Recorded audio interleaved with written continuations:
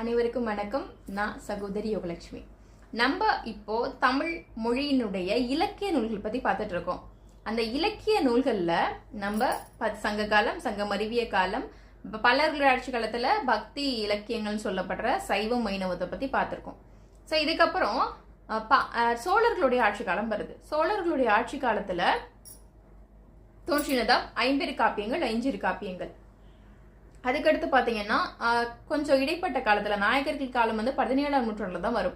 ஒவ்வொருத்தங்க ஆட்சி பண்ணதை சொன்னேன் இல்லையா, சங்க காலம், சங்கம் அறிவிய காலத்துக்கு நான் சொல்லியிருக்கேன்.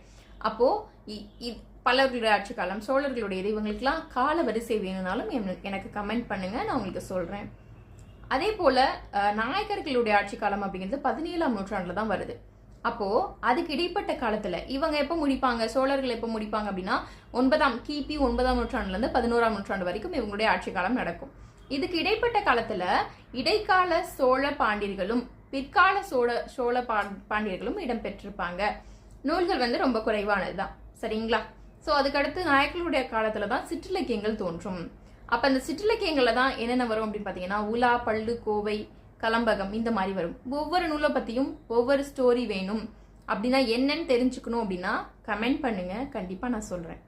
அப்ப இது தாண்டி தான் நமக்கு தமிழ்ல அதுக்கப்புறம் உரைநடை வளர்ச்சி பெற ஆரம்பிக்குது. தமிழ் மொழி உரைநடை எப்படி எழுச்சி பெறுது, இதை பத்தி நம்ம அடுத்த வீடியோல பார்க்கலாம். நன்றி.